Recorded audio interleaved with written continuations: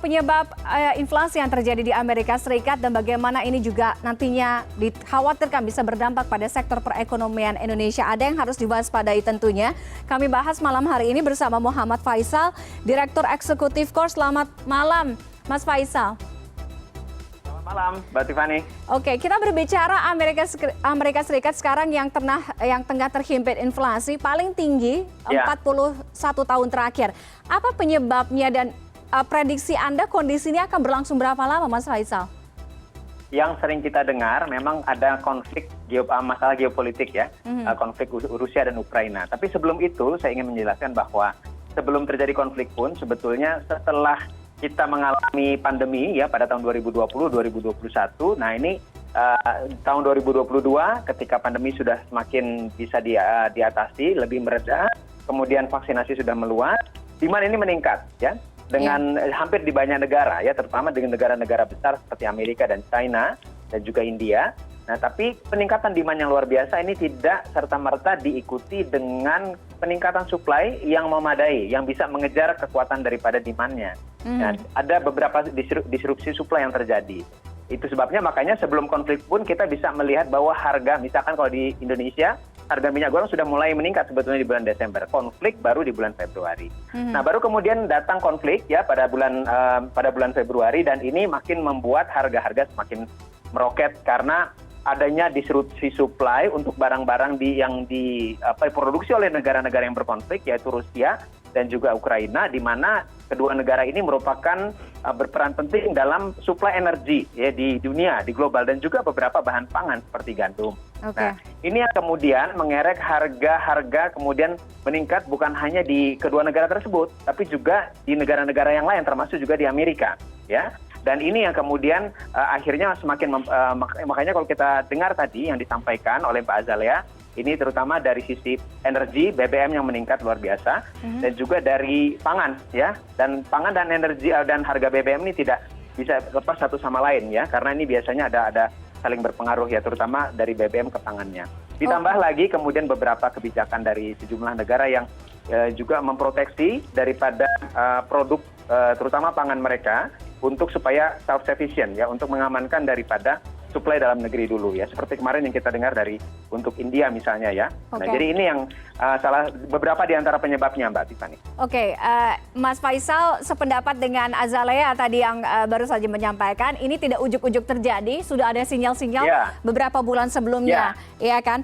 Oke, Mas Faisal, inflasi ini kan tidak hanya terjadi di Amerika, tapi juga di beberapa negara lainnya, di Eropa pun, di Asia pun. Namun presentasinya memang berbeda-beda, ada yang angkanya lebih tinggi daripada Amerika dan lain sebagainya. Nah, yang dikhawatirkan apakah ini bisa mempengaruhi dan juga bisa berpotensi terjadi di Indonesia? Kita harus apa untuk menghadapi atau mengantisipasi hal ini? Ya, yang pertama untuk menghadapinya jelas bauran kebijakan daripada pemerintah dulu ya. Bauran kebijakan pemerintah terutama fiskal dan juga moneter. Kita lihat dulu ininya, jalur-jalur dampaknya.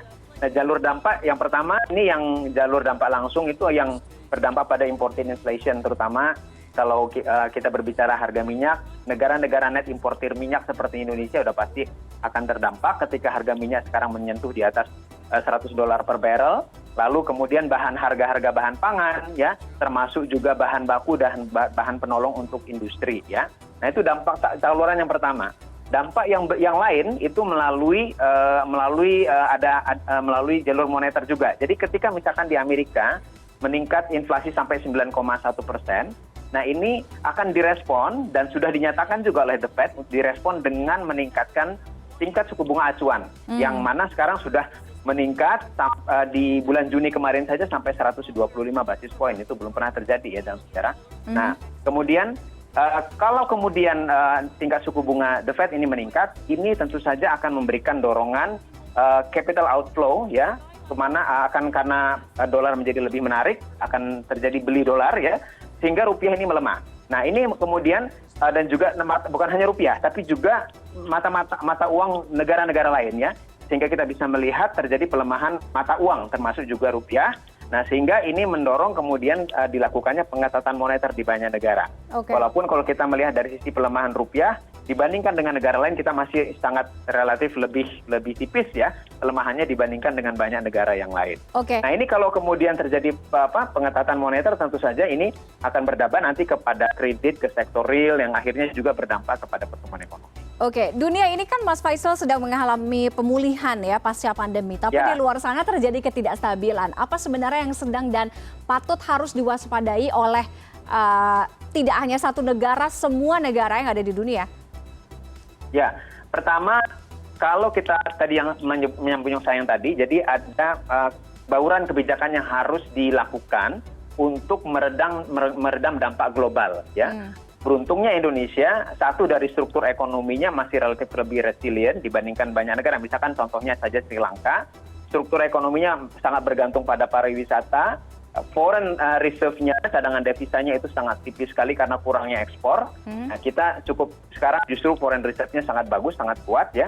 Nah, lalu dari sisi kebijakan fiskal juga, kalau kita melihat ini karena banyak tekanan dari global untuk inflasi, maka upaya untuk meredam inflasi melalui intervensi fiskal menjadi sangat penting ya, seperti yang dilakukan pemerintah kemarin menambah misalkan anggaran untuk subsidi dan juga untuk untuk bantuan sosial ya, ini terutama untuk meredam dampaknya terhadap golongan menengah dan bawah ya. Jadi ini untuk dipastikan misalkan harga energi yang disubsidi ini paling tidak tarifnya sama, tidak ikut meningkat, karena itu kalau tidak dilakukan inflasinya mesti bisa jadi tidak terkendali, dikhawatirkan begitu.